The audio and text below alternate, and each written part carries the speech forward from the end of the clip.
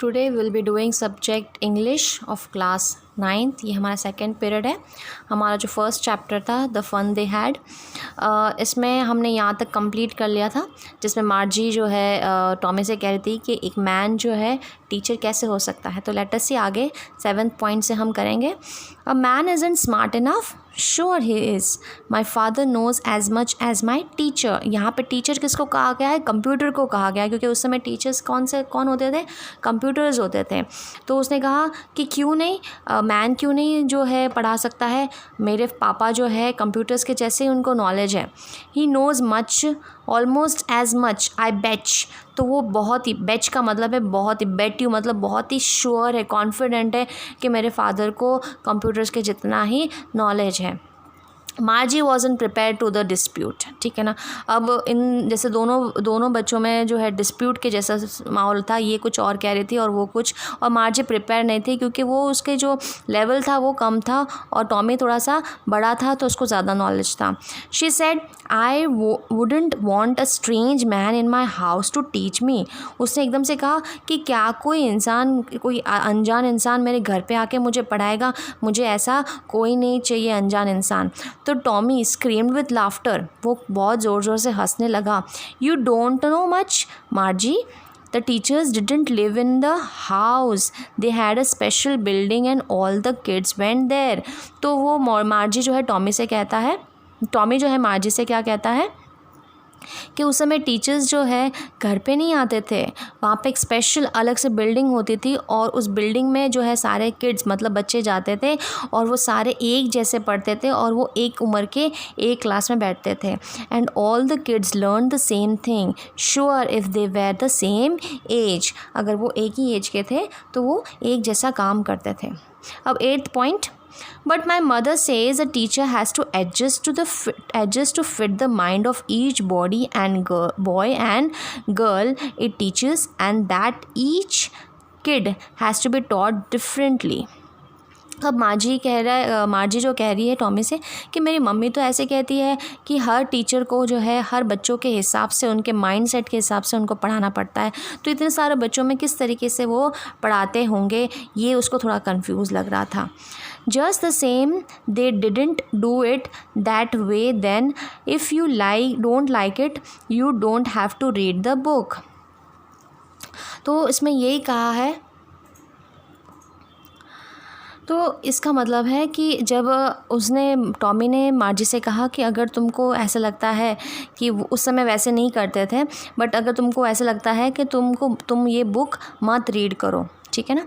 I didn't say I didn't like it. मार्जी ने एकदम से बोला कि मैंने कब कहा कि मुझे ये बुक पसंद नहीं है, ठीक है ना। She wanted to read about those funny schools. मुझे तो उल्टा अच्छा लग रहा है कि उस फ़नी स्कूल्स के बारे में मैं और जो है जानूँ। They weren't even half finished when Margie's mother called Margie school. तो वो बातचीत कर ही रहे थे कि एकदम से उसकी मम्मी ने जो है बुलाया उसको कि स्कूल का टाइम हो गया है करके। Margie looked up, not yet mama, now said Mrs Jones, and it's probably time for Tommy too. Margie said to Tommy, "Can I read the book some more with you after school?" तो अब ये इन्होंने कहा, एकदम से जो है time हो गया था तो मार्जी की मम्मी ने उसको ज़ोर से कहा कि स्कूल का टाइम हो गया है, और मार्जी ने कहा कि नहीं मम्मी अभी नहीं। तो उसकी मम्मी ने ज़ोर से कहा कि नहीं अभी आपको जाना है क्योंकि टाइम हो चुका है। तो वो उसके बेडरूम के पास में एक कमरा है उसमें गई, और मार्जी ने टॉमी से कहा कि हम ये बुक को साथ में बाद में स्कूल के बाद वापस रीड करेंगे। मे बी ही सेड नॉन चैलेंटली, ठीक है ना, मतलब हाँ देखते हैं, उसने बिना इंटरेस्ट के, ठीक है ना। इसका मतलब कि बिना इंटरेस्ट के वो कहने लगा कि हाँ देखते हैं आगे अगर मैं पावर पढ़ूँगा कि नहीं। ही वॉकड अवे विस्लिंग, और विस्लिंग मतलब सीटी बजाते हुए वो चला गया। The dusty old book tucked beneath his arm. तो डस्टी ओल्ड बुक क्योंकि पुरानी थी, उस पर मिट्टी लगी हुई थी, इसलिए उसने उस बुक को क्या कहा है? Dusty old book. उसने अपने हाथ आर्म्स के नीचे ऐसे रखते हुए वो लेके गया। Margie went into the school room में गई. इट वॉज, वो कहाँ था देखो, it was right next to her bedroom and the mechanical teacher was on. तो वो बेडरूम के पास में था और वहाँ पे मैकेनिकल टीचर मतलब कंप्यूटर ऑन था एंड वेटिंग फॉर, और उसके लिए वेट कर रहा था. It was always on at the same time every day except Saturday and Sunday. Saturday Sunday के अलावा बाकी दिन इसी समय वो ऑन रहता था. अब यहाँ देखो, because her mother sad little girls learn better if they learn at regular hours. तो उसको टाइम से टाइम जो है पढ़ना पड़ता था, क्योंकि उसकी मम्मी कहती थी कि छोटे बच्चे जब सही समय पे काम करते हैं ना तो उसको अच्छा याद रहता है. The screen was lit up, screen on था. एंड इट सेड, क्या कहा है देखो स्क्रीन के ऊपर क्या आ रहा था, टुडेज़ एरिथमेटिक लेसन, एरिथमेटिक मतलब मैथ्स होता है, is on the addition of proper fraction. तो वो कंप्यूटर उसको समझा रहा था और ओरली बोल भी रहा था कि आज हम पढ़ेंगे एरिथमेटिक मैथ्स जिसमें प्रॉपर फ्रैक्शन का एडिशन पढ़ने वाला है. Please insert yesterday's homework in the proper slot. और वो कंप्यूटर उसको बोल रहा था कि कल का काम जो है इस स्लॉट में डाल दो ताकि मैं चेक कर लूँ. मार्जी did so with a Sai. मार्जी ने ये काम कर दिया एकदम से थके हुए. She was thinking about the old. और जैसे वो कंप्यूटर बोल रहा था, काम दे रहा था, बट मार्जी के दिमाग में क्या चल रहा था, वो सारे पुराने स्कूल्स के बारे में चल रहा था कि old school they had when her grandfather was a little boy. All the kids from the whole neighbourhood. उसको लगता था कि मतलब उस स्कूल में सारे बच्चे, आसपास के सारे बच्चे आते थे, came laughing and shouting in the school yard. हंसते थे, खेलते थे, चिल्लाते थे स्कूल के कैंपस में. Sitting together in the school room, साथ में बैठते थे. Going home together at the end of the day, और साथ में निकलते थे स्कूल से घर.